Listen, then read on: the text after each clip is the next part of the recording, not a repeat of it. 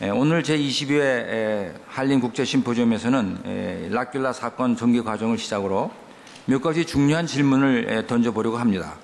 우리 사회에서도 과학자 및 공학자의 자문활동 과정에서 사회적 책임을 다하기 위해서는 어떤 행동규범을 필요로 하는지, 불확실성과 위험에 대한 논란 속에서 과학자 및 공학자들의 합리적인 기여 항목이 무엇인지, 확률로 무엇을 얘기할 때는 어느 정도 자신을 가지고 얘기해야 되는지, 또 마지막으로 이제 과학에 대한 대중의 신뢰와 믿음이 크게 흔들리고 있는 그런 요즘에 그 원인이 무엇이며 이를 회복하기 위해서는 과학의 역할은 무엇인지, 이런 것들을 한번 우리가 심사숙고할 필요가 있다, 이렇게 생각이 됩니다. 그래서 오늘 이런 국제 심포지엄을 마련하였습니다.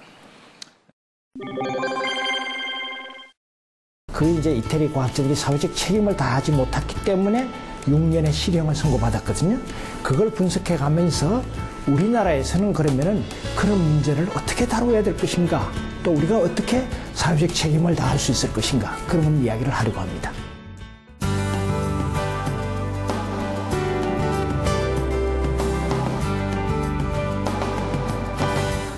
락길라 사건은 지금 우리가 지진 예측을 정확하게 과학자들이 했느냐 안 했느냐라는 가지고 과학자 단체에서 많은 악유를 하고 했지만, 오늘날에 지금 돌아왔을 적에 사회과학자들이 분석하기에는 지진 예측에 관한 문제가 아니었다.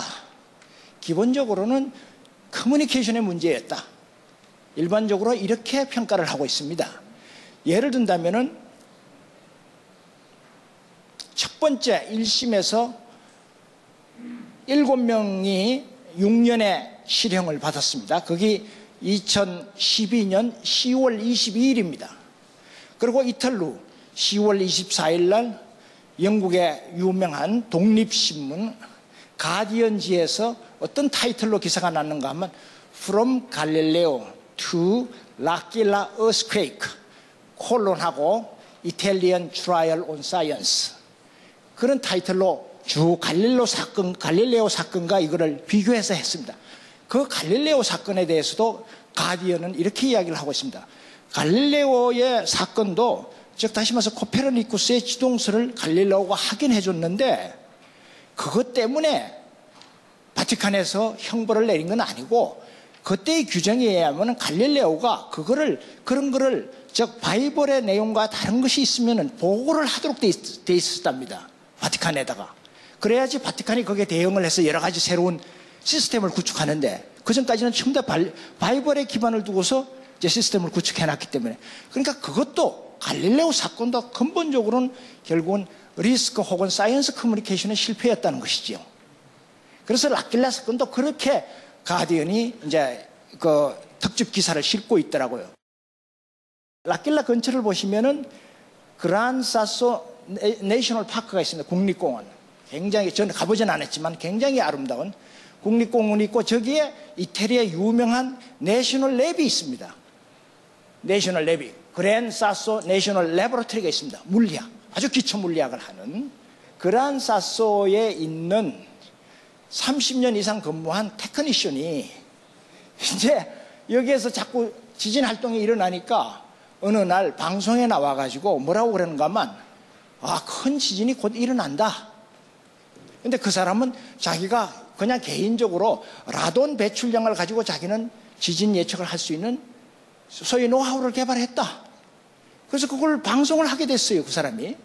그러니까 가뜩이나 지진 활동에 나가고 온 이 락길라 시민들이 공포에 떨고 있는데, 그게 그 사람이 방송에 나오니까 더 이제 긴장되고 난리가 났죠. 근데 그 사람이 예측한 것은 락길라가 아니었고 술모나였어요. 락길라에서 50km 떨어져 있는. 여 밑에 큰 도시 있죠, 술모나에서 일어난다고 했어요. 이래 되니까 이제 비상이 걸렸죠. 우리나라만 국민안전처에서 비상이 걸렸죠. 이걸 어떻게 처리해야 되나. 그래서 과학자들한테 물어보니까 라돈 배출량 가지고 지진을 예측하는 것은 넌센스다. 그렇게 할 수도 없다. 그래서 당장 국민안전처에서, 우리로 제가 이제 해석할 때 우리 국민안전처에서 바로 그 친구한테 너 더 이상 이렇게 말하면 안 돼. 그거는 전혀 과학적 근거가 없는 거야.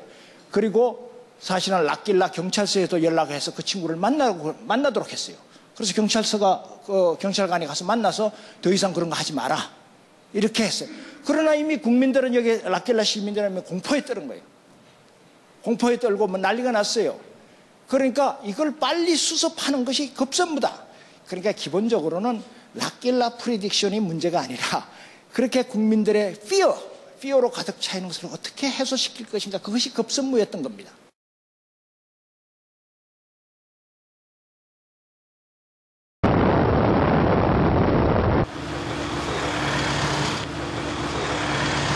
(2009년도) 4월 6일 날 이렇게 대지진이 일어났죠. 첫 번째 문제가 이런 것이, 우리가 고민할 것이 이런 것이죠. 아마추어 과학자가 어떤 재난 위험 정보를 국민에게 전달하고 있다면 정부 내지 과학자 집단은 어떻게 대처해야 되는가? 그렇죠? 우리 광우병 사태도 겪었지 않았습니까? 그렇죠? 아마추어 과학자가 그것이 뭐 기자든 언론이든 PD든 떠들어댄다. 어떡할 거냐? 이 문제가 첫 번째 우리에게 던져야 될 질문입니다. 만약에 시민들이 저 테크니션이 지진과학자도 아닌데 저 사람을 더 믿는다든지, 그렇죠? 우리가 광우병 사태 때 과학자를 믿는 것보다 다른 사람을 더 믿는 것처럼. 그러니까 크레디빌리티가 굉장히 중요해요. 크레디빌리티가 만약에 낮은 정부나, 그리고 국민안전처도 마찬가지입니다. 국민들부터 신뢰를 받지 못하고 있다면 안전처가 어떤 조치를 취해도 먹히 들어가지 않지요. 또 과학자 집단이 나와서 어떤 이야기를 하더라도 신뢰를 받지 못하고 있다면, 그동안에 어떤 형태로든 간에 신뢰가 축적되지 못하면 비난받을 수밖에, 믿지 못하겠죠. 그러면 국민은 여전히 동요하고, 이런 것도 우리 사회에 이미 다 겪어왔죠. 그래 되니까 이제 국민안전처에서 위원회를 조직했어요. 7명의 위원회를 조직했어요. 그 위원회 중에 한 사람 뭔가 하면 이제 그 국민안전처의 바이스 헤드인데, 이 친구는 홍수 전문가예요. 직구학자가 아니야. 홍수 전문가예요. 그리고 이거는 정식 공무원이죠, 이 사람은. 그렇죠? 그 다음에 두 번째는 이제 그 국민안전처 산하에 일종의 자문기구 비슷한 게 메이저 리스크 커미션이라는 게 있습니다. 그건 그 안에 이제 많은 과학자들이 있죠. 그 중에서 6명의 지구과학자를 선발했어요. 그래가지고 그 중에 이제 그 메이저 리스크 커미션에는 체어가 이제 지구과학자 발벨이라는 사람이 지구과학자입니다. 커미티가 7명의 위원회가 구성됐는데, 이 커미티가 어떤 일을 할 때 누가 책임을 지느냐, 이 문제가 따르죠. 책임이 어디에 가느냐? 왜냐면 첫 번째 사람은 홍수 전문가야. 지진 전문가가 아니에요. 밑에 6사람은 지진 전문가야. 이 위원회가 구성됐어. 근데 맨 위에 사람은 공적으로 공무원이기 때문에 그 위원회의 책임을 지는 형태를 띠고 있는 것이지요. 그렇죠? 그랬을 때 이제 여기서 미묘한 문제가 제기되는 겁니다. 만약에 저 사람이 아니고 여기에 6사람 중에 한 사람이 위원장을 맡았다면 어떻게 되겠습니까? 그러면 과학자가 자문위원회를 구성했는데 위원장을 맡았기 때문에 과학자가 그 위원회가 활동한 어떤 말한 내용에 대해서 다 법적 책임을 져야 하는가? 이런 문제가 따르지요. 그렇지 않습니까? 그렇죠? 그래서 두 번째 질문은 그런 질문을 해야 되는 겁니다. 이게 첫 번째.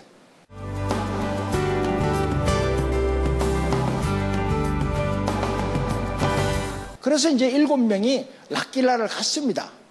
소위 말해서 그 시민들을 안정화시키기 위해서는 가서 데이터도 보고 회의도 해서 어떤 안을 내놓아야 되니까 그래 갔어요.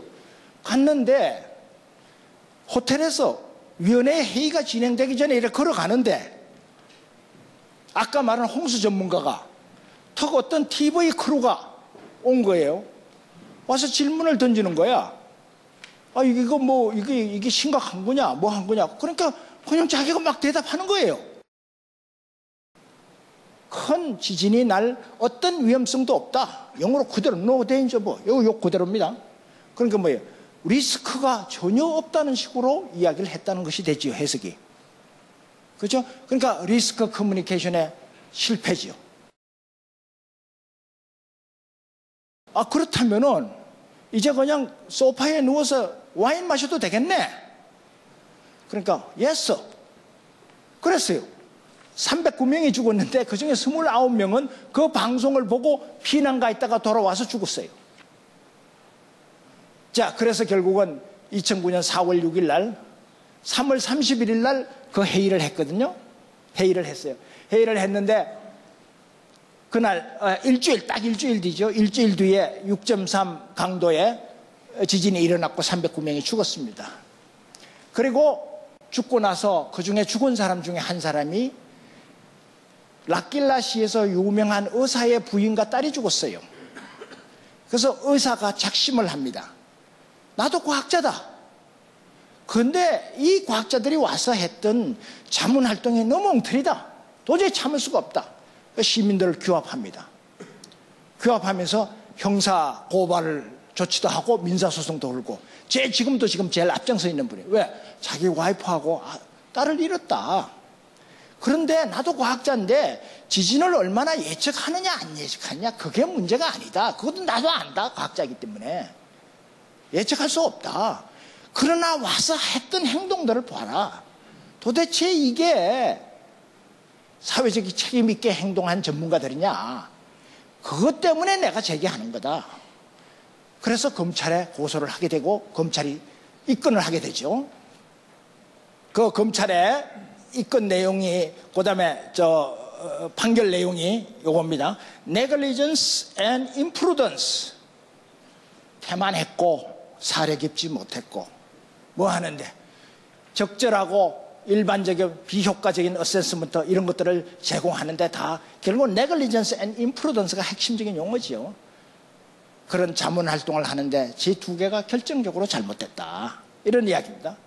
그래서 결국 2012년 10월 22일 날 7명이 다 6년형의 실형을 받습니다. 그러니까 적시 7명이 동시에 또한 항소를 합니다. 항소를 하게 되니까 감옥에 안 갔어요.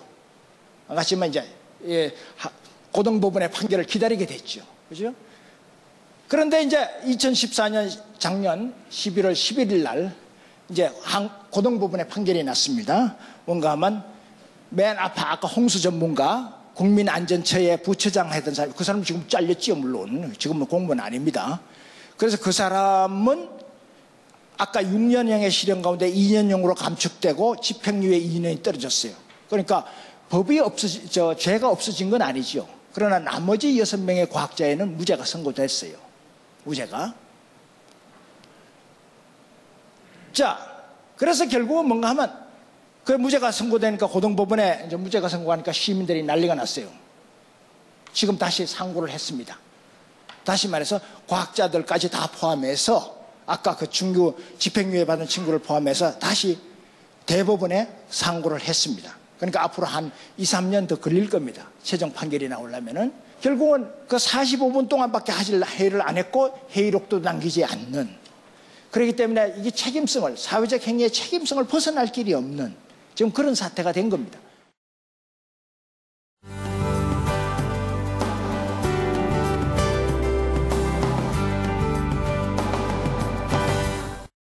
만약에 그 위원회에서 지진과학자, 지구과학자들만이 아니라 다른 사람도 참여했다면 만약에 혹시라도 지진이 난다면은 그 재난을 어떻게 처리할 것인가? 또 메디컬 사이언티스트 어떻게 사람들이 사고가 났을 때 그걸 어떻게 운반하고 뭘 할 것인가? 심지어 라킬라 시민까지도 그런데 참여해야 되는 거 아닌가? 그래서 다른 말로 말해서 영역이 그 관계되는 스테이크홀더들이 중요한 스테이크홀더들이 대부분 같이 참여한 자문위원회가 됐어야 되지 않는가? 이런 말씀을 제가 제안하는 겁니다. 그렇다면은 지금 우리가 많은 홍수, 지금 여름에 우리가 다가오면 홍수 나잖아요. 그죠? 홍수라든지 이런 거에 대해서 우리도 저런 커미션이 구성되면은 그런 사람들을 미리 구성해놔야 되지 않겠는가? 사전에. 그 일어나서 구성해가지고 언제 그 사람들이 제대로 자문활동을 할 수 있겠는가? 미리 구성하자. 여러 분야의 사람들이 함께 섞인. 그리고 같이 이미 사전에 좀 팀워크를 만들어야 되지 않겠는가? 안 그러면 과학자끼리도 이견이 동의하기가 어려운데 서로가. 언제 자문활동을 다수가 갔을 적에 유니터리 보이스를 내야 되잖아요. 단일의 목소리를. 국민을 향해서는. 그게 가능하겠는가? 그래서 사전에 위원회를 만들고 좀 연습도 하고, 아니 팀워크도 미리 만들어 놓고, 그러고 나서 재난이 일어났을 때 대처하는 자문활동이 필요하지 않겠는가? 이런 이야기입니다. 아마 앞으로 라킬라 사건은 우리 과학자들에게 여러 면에서 숙고해보는 그런 기회가 되지 않을까 싶습니다. 제가 너무 길게 하지 않으려 모르겠습니다. 감사합니다.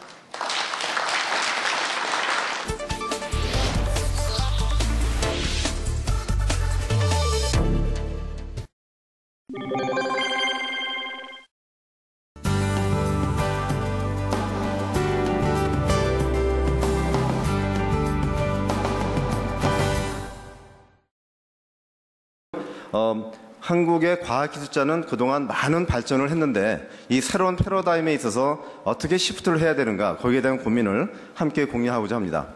저희가 개독과 많은 일을 하다 보니까 이런 사진들을 몇 장을 보여줍니다. 개도국에서는 대한민국의 과학기술 발전을 통한 이러한 기적에 대해서 제가 설명을 이렇게 합니다. 이 중앙청이 1950년에 파괴된 그 뒤에 보면 이러한 산이 하나가 있고, 이 산이 50년, 60년 뒤에는 똑같은 산이 있지만 이렇게 변화가 되었고, 바로 그 앞에는 청와대가 있다.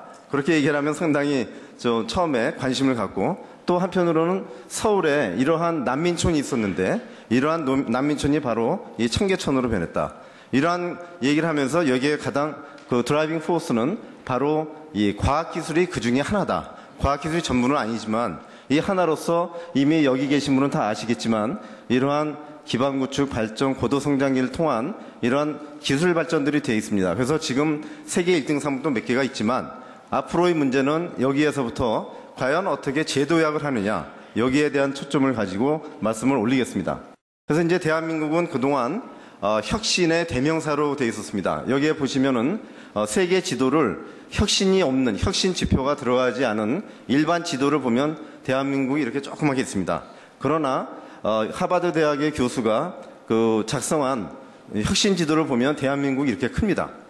이것은 바로 이제 2006년에 지어진 건데 그 당시 지난 우리가 20년 동안의 월화수목 금금금의 효과가 아닌가, 저는 그렇게 보고 있습니다. 그렇지만은 이미 그 시대는 지났다는 것이죠. 그래서 여기에 보시는 바와 같이 이러한 혁신을 또 다른 혁신으로 우리가 다시 나가지 않는다면 앞으로 우리가 4만 불은 거의 불가능하지 않은가라는 일단 화두를 제가 던져보겠습니다. 여기에서 보시는 바와 같이 혁신의 1등은 US, 그다음 핀란드라든가 이스라엘, 이러한 곳이 그 혁신에 가장 지수를 많이 받은 그러한 나라가 되겠습니다. 자, 그래서 지금은 우리나라의 현 주소가 이렇습니다. 아시는 바와 같이 지난 10년 사이에 하위권으로 26위로 떨어지는 이러한 내용들은 이미 지상에서 많이 알고 계시기 때문에 강조할 필요가 없고, 자, 그러면은 지금 그 우리의 상황을 보면 기존 산업의 성장 한계가 되어 있고 종신고용이 붕괴가 되어 있으며 저출산과 고령화, 그리고 경제 성장률 저하, 부동산 거품 붕괴는 아직 일어나지는 않았지만 이러한 문제들이 있는데, 이것이 제가 12년 전에 받았던 일본의 잃어버린 20년입니다. 상당히 흡사하다는 걸 우리가 알 수 있습니다. 지금 현 상황이 일본의 과연 잃어버린 20년과 원인이 같은 것이 이렇게 많은데 우리가 이것을 어떻게 돌파하느냐, 이러한 상황이 있다는 걸 다시 말씀드리고, 여기에서 우리 과학기술자의 역할이 또 새로운 모습으로 나타나야 되겠다는 것이 오늘의 주제가 되겠습니다. 이것은 이제 제가 미국에 82년부터 2004년까지 미국에 있었을 동안에 일어났던 일에서 모았던 것을 한번 참고로 보여드리고자 합니다. 자, 이것은 미국의 GDP입니다. 미국의 GDP를 쭉 보면은 제가 여기 표시한 것은 바로 클린턴 시대 때 96년이 바로 우리나라의 지금 26,000불, 예, 그 시대하고 비슷합니다. 그래서 그럼 클린턴이 여기에서 과연 성공적인 2000년까지 3만 불 이상까지 올리는 그 드라이빙 포스가 뭐였냐? 그 중에 하나가 인포메이션 슈퍼하이웨이입니다. 엘고아가 제창한, 그래서 실리콘밸리, 보스턴 128, 495 이쪽을 산업단지를 이용을 해서 산업을, 과학기술을 산업화하면서 부를 창출하는 것을 기본적으로 정책을 세웠고, 그때 달랐던 점이 AT&T의 노벨상 학자 3명, GE에 있던 노벨상 학자 서너 명, 이분들이 모두 다 떠났습니다. 이제는 우리는 그런 노벨상 학자가 필요하지 않고 부를 창출할 수 있는 과학기술자가 필요하다라는 그러한 정책으로 했고, 또 하나는 SBI 같은 중소기업 육성 정책, 이러한 것이 잘 어우러졌고, 또 그때 한참 유행했던 것이 리엔지니어링, 마이클 해머 교수가 했던 리엔지니어링에서 이러한 기업혁명을 동시에 과학기술자는 과학기술 산업이 하나가 일체가 되는 이러한 전략이 클린턴 정부의 가장 주된 정책이었다 말씀을 드려서, 그 결과로서 1999년 3월 30일에는 드디어 다우존스가 만을 넘었습니다. 그래서 그때 다우존스가 만을 넘었을 때의 그 신문을 보면 이제는 과거의 시대는 다 갔다. 여기에 보시면은 아웃, 인 이렇게 되어 있습니다. 그래서 과거에 베들레헴 스틸, US 스틸은 다 가고, 예, 새로운 패러다임이 바뀌면서 새로운 업종이 많이 나오고, 특히 닷컴이 많이 들어섰습니다. 예, 이러한 그 변화에 의해서 미국이 일자리 창출과 새로운 산업으로 시프트가 되면서 21세기를 맞이하게 됐습니다. 클린턴으로서 저희가 배울 수 있었던 것은 과학과 기술 산업이 떨어져 있는 것이 아니라 하나의 덩어리로 같이 움직였다는 그러한 것을 배울 수가 있겠습니다. 따라서 사회적인 부창출과 일자리 창출, 또 지속 가능한 신산업 창출, 또한 대학 혁신이 이루어지지 않고서는 이러한 인재 육성이 되지 않기 때문에 이러한 그 새로운 패러다임을 너무나 쉬운 얘기지만 이것을 성공적으로 마치지 않은 것인가, 마쳤다고 보고 있고요. 자, 그러면 이제 지금 시대는 어떻게 되는가 보겠습니다. 오바마 정부를 잠깐 보는데 미국도 그렇게 순탄한 것은 아닙니다. 아시는 바와 같이 10여 년 전에 GM이 파산 위기에 처했고, 소니는 뭐 이미 잘 아시는 바와 같이 삼성과 상대가 안 되고, MS도 구글에 밀리고, 페이스북에 밀리고요. 특히 구글에 많이 밀리고, 코닥, 폴라로이드 파산하고, 이러한 과정을 거치면서 또 다른 레슨을 받은 거죠. 그래서 오바마 정부가 들어서면서 특히 1기 때 스티브 장관, 스티븐 추, 그 버클리 대학의 그 원장이시죠. 이분을 모셔서 4년 동안 에너지 쪽과 기후 환경 쪽에 그 새로운 산업을 일으키는 이러한 그 시도를 했습니다. 그런데 이제 그때 했던 것이 이게 미국에 있는 리튬 아이온 배터리에 관련된 그러한 회사들을 다 이렇게 조직을 했는데 거의 다 망했습니다. 예. 그래서 결국은 미국 그 MIT에서 나왔던 A123 시스템도 중국에 팔렸고, 한국에서 나간 LG 캠만이 살아남았고요. 그래서 결국은 이러한 리튬 배터리가 다 망했지만 놀랍게도 테슬라라는 회사가 나타나면서 미국의 전기 자동차를 이끌어가는 또 다른 새로운 패러다임을 지금 보여주고 있는데, 과연 그것이 무엇인가를 또 한번 같이 고민을 해보겠습니다. 그 다음에 또 하나의 큰 힘이 바로 벤처 캐피탈이죠. 보스턴 지역과 실리콘밸리의 벤처 캐피탈이 큰 기여를 했는데 이 세 가지입니다. 헬스케어 분야, 인포메이션 테크놀로지 분야, 그 다음에 클린텍, 소위 말하는 녹색 기술 분야를 세 가지의 이 수많은 회사들을 다 키웠습니다. 이게 또 미국의 새로운 드라이빙 포스가 되겠고요. 그러나 재미있는 것은 아시는 바와 같이 베터 플레이스가 이스라엘에서 창립이 돼서 실리콘밸리부터 많은 지원을 받았지만 망했습니다. 고객 관리를 잘못해서 망했고, 그 다음에 여기서 나온 태양광 회사 거의 다 망했습니다. 큐셀도 망해서 한화에 인수가 되고, 단지 살아남은 것은 테슬라 모터스 하나만 전략적으로 살아남아서 대단한 성공으로 보고 있는데, 그래서 여기서 말씀드린 것은 미국도 이렇게 실패하는 것이 많고, 태양광, 그래서 이제는 에너지 2.0이라고 하는 새로운 패러다임으로 바뀌고 있다는 것을 말씀드리겠습니다. 그래서 오바마가 2009년 4월에 알파2를 새로 만들었습니다. 그래서 이 10가지 기후변화 관련된 기술에 대해서 중점적으로 투자를 하고, 여기에서 목표로 하는 것은 지금까지 나오지 않은 기술, 하이 리스크, 하이 리턴, 그리고 상용화하는 기술을 만들어내겠다. 이것을 1년에 1,700억 정도의 투자를 하면서 상당히 성공적으로 지금 진행되고 있습니다. 그리고 또 하나는 그동안 제조업을 바깥으로 내보냈는데 이것을 오프쇼링 했던 제조업을 리쇼링으로 다시 끌어들이는 전략, 그럼으로써 일자리 창출을 하는 이러한 전략을 지금 성공적으로 이루어가고 있고, 그래서 또 하나는 CTO입니다. CTO라는, 제가 알기로는 우리 그 박성현 회장님께서 국가 CTO라고 저는 알고 있습니다. 특보로 계시기 때문에.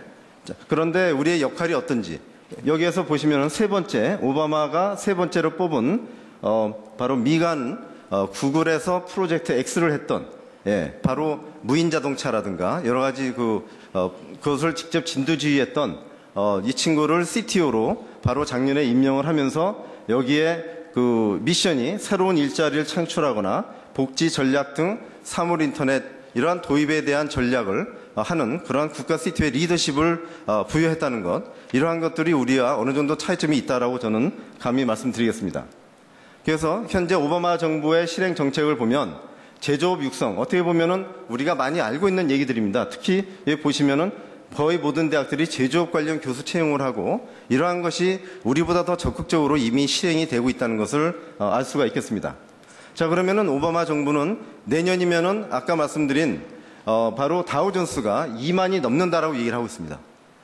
만을 넘은 지 1999년인데 이제는 2만을 넘는 이러한 것의 그 드라이빙 포스는 쉐일가스도 되겠고, 또 다른 새로운 전략들이 지금 특히 IoT 하고, 그 다음에 지금 이제 프로스모 좀 이따 나오지만은 이러한 새로운 컨셉들을 가지고 새로운 산업을 이끌어가는 전략, 이것이 바로 앞으로 미국을 2만 이상으로 다우존스를 2만 이상으로 끌어가는 구동력이 될 것이다라고 이미 회자가 되고 있습니다. 자, 그럼 여기에 또 하나 커다란 창조 경제에 대해서 말씀을 드리면, 미국은 이 지식 경제를 보는 바와 같이 바로 주커버그 이 젊은 친구들이 지식 경제를 주도하고 있습니다. 이 친구들이 돈을 2,500억을 모아서 인재를 양성하기 위한 이 Ford.US를 만들어서 여기서 목표로 하는 것은 이 실리콘밸리죠. 이스라엘이고요. 바로 과학과 수학 테크놀로지 인재들을 우리가 키워야 되겠다. 정부에서는 키워주지 않기 때문에 정부에서는 이민 정책에 의해서 우수한 인력들을 다 자꾸 배제를 함으로 이슬람 지역이나 다른 지역까지도 다 배제를 하기 때문에 우리가 하겠다라는 이러한 기구를 만들어서 바로 이 친구들입니다. 이 친구들이 만들어서 대박들이 이제 나오고 있는 거죠. 뭐 웬만한 건 다 아마 아실 겁니다. 여기 특히 페이팔, 스페이스X, 테슬라, 솔라시티 잠깐 말씀드리겠지만, 이러한 창조경제, 지식경제를 바로 민간 중심으로 해서 유도를 하면서 젊은 층을 다 흡수해가는 이러한 산업정책을 하고 있다는 것이죠. 그래서 보시는 바와 같이 앨런 머스크는 남아프리카 공화에서 태어나서 캐나다에 갔다가 미국에 들어와서 이제 테슬라. 여기 보시면은 이미 전기 자동차는 기계가 아니다라는 것이죠.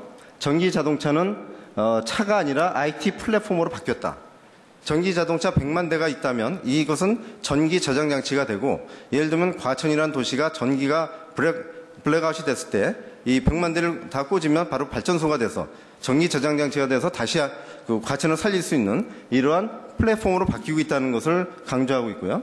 또 하나는 과거에 이 나사에서 4천억을 들이던 것을 바로 뉴 키즈 언더 블락, 앨런 머스크가 해냈습니다.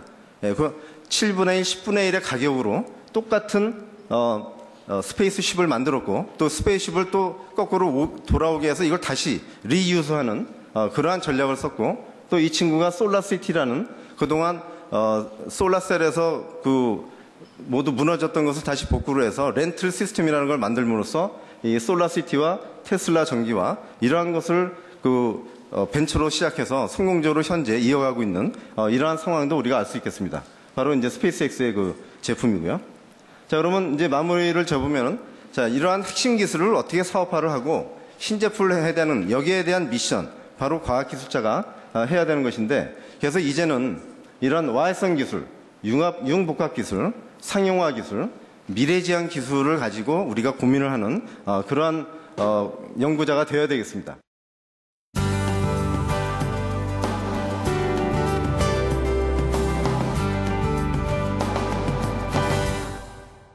일본 사람들은 연구를 할 때 제일 처음 하는 것이 우리는 어떤 핵심 기술이 있는가, 두 번째 어떤 제품을 만들 수 있는가, 열심히 제품을 만들고 그 다음에 마케팅을 한다고 합니다.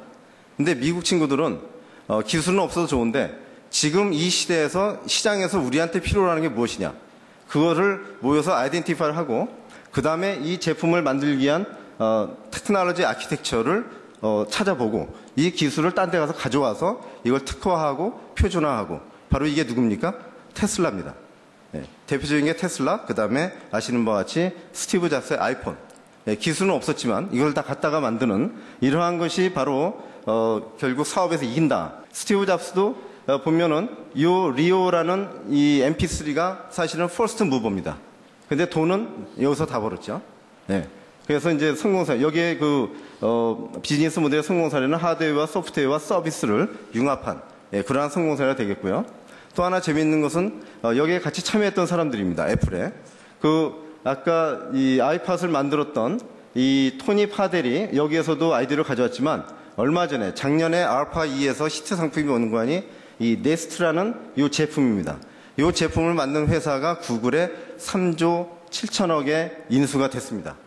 바로 벤처가. 바로 이 네스트 이 하나가 바로 기후변화 대응한 집 안에 어떤 인텔리전트한 그러한 온도 조절계인데, 바로 이러한 것들이 대박을 치고 있는 이러한 연구 분위기, 이것을 말씀드리고요. 바로 이 애플의 스태프들이었죠.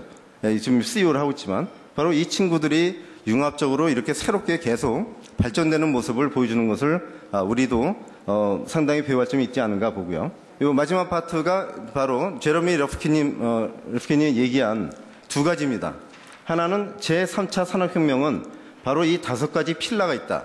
신재생 에너지, 그린 빌딩, 하이드로전 이코노미, 그 다음에 스마트 그리드, 그리고 전기차.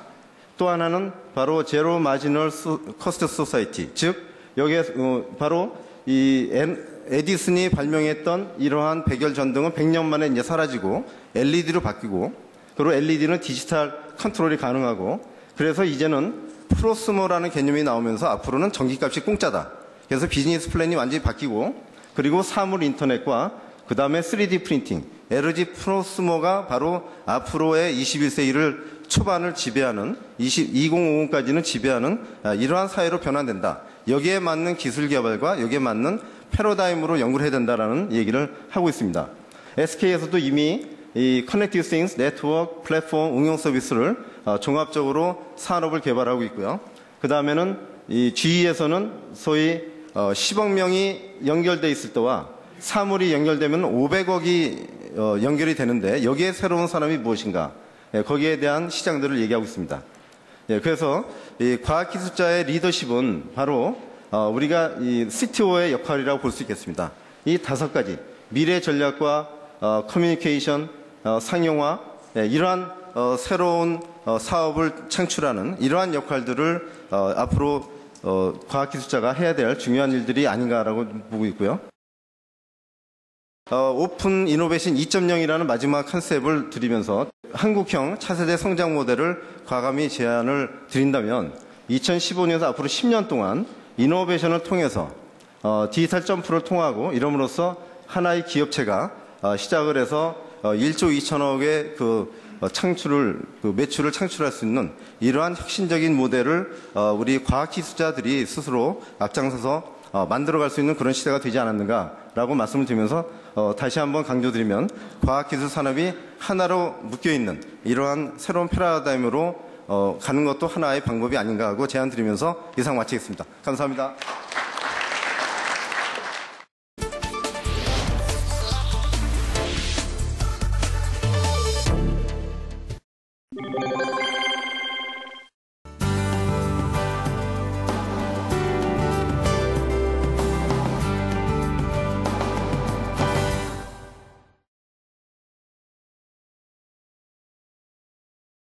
(21세기에는) 리스크가 너무 많아서 리스크를 연구하는 우리들이 잡을 잃을 리스크는 매우 적다. 이러한 그 우스갯소리도 하고, 그래서 저도 1999년에 리스크를 그때 지금보다 더 열심히 연구할 텐데 21세기가 되면은 더 좋아지겠구나 했는데 지금 돌이켜보면 뭐 이렇게 싹 좋아진 건 아닌 것 같습니다. 그런데 사실 리스크는 굉장히 많아요. 지진도 있고, 뭐 화재도 있고, 홍수도 날 수 있고 여러 가지 그러한 리스크들이 있기 때문에 거기다 이제 파이낸셜 리스크까지 하면 대단하죠.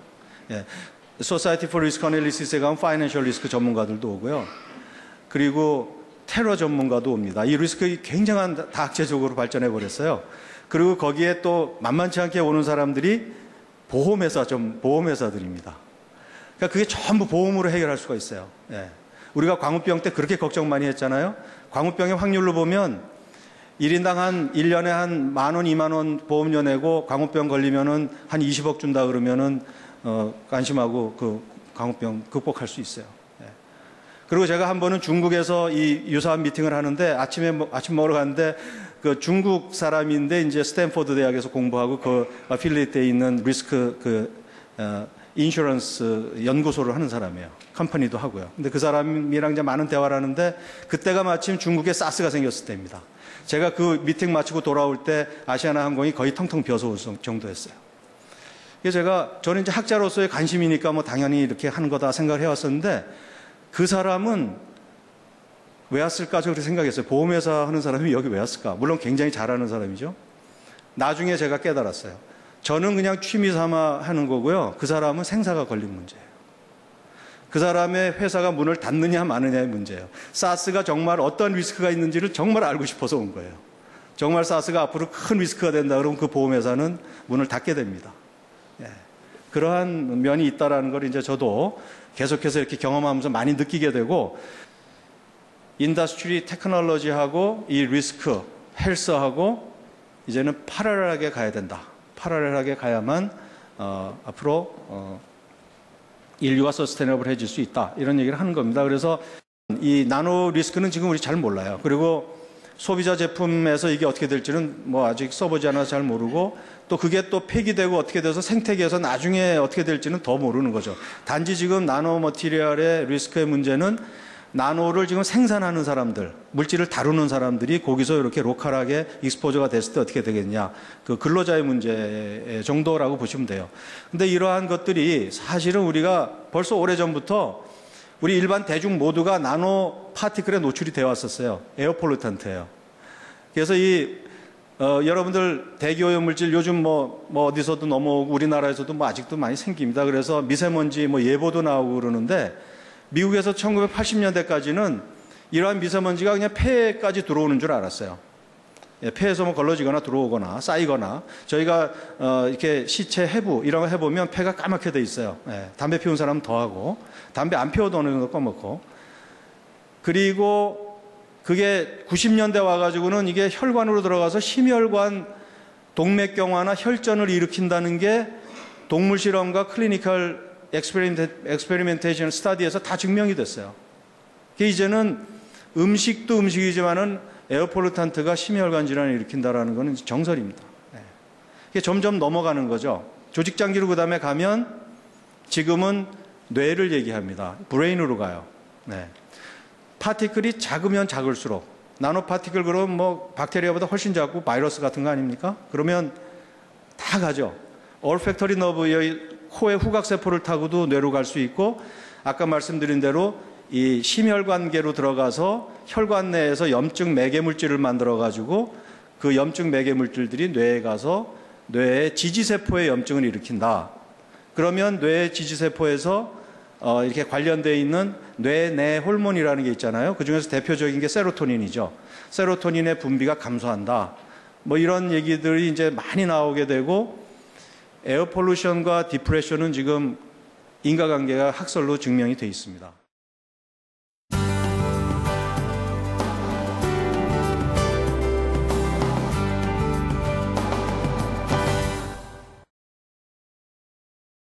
우리나라의 심혈관 질환을 가진 사람들이 대기오염이 심한 그날, 다음날, 그 다음 날까지 데이터를 보면 자살이 증가해요. 심혈관인 사람은 한 20%까지 증가를 해요. 그래서 이거를 페이퍼를 저희가 미국 정신과학회에다 냈어요. 그래서 이게 어떻게 될까? 아직 이게 이렇게 증명이 된 건 아니거든요. 그러나 역학이라는 거는 증명되기 전에 통계로 일단 문제 제기하는 학문이라고 보셔도 돼요. 그래서 대기오염의 나노 파티클들이 우리 인체에 와서 브레인 폴루션을 일으키고 있다. 사일런트 팬데믹이라고 그럽니다. 영어로. 조용하게 우리 뇌가 지금 망가지고 있다. 이 미세먼지뿐만 아니라 유기용제 같은 거, 휘발유, 톨루엔, 아일렌, 이러한 그 유기용제들, 또 납, 대표적인 납 같은 거, 이러한 것들이 지금 일으키고 있다. 그래서 우리가 그 이후에 이제 좀 재미를 붙여서 계속 우리 지금 이 정신질환 내지는 이 신경성 질환하고 최근에 저희는 대기오염과 치매 연구에 들어갔습니다. 그래서 치매는 앞으로 전 세계가 엄청난 관심이죠. 그래서 저희가 치매 사업단 같은 게 지금 돼 있고 정부에서도 연구비를 꽤 많이 받았습니다. 그래서 치매에 대해서 나중에 제가 한번 좀 더 특별히 좀 정리를 해서 말씀드릴 기회가 있으면 좋을 것 같습니다. 과학에는 어두운 면이 있죠.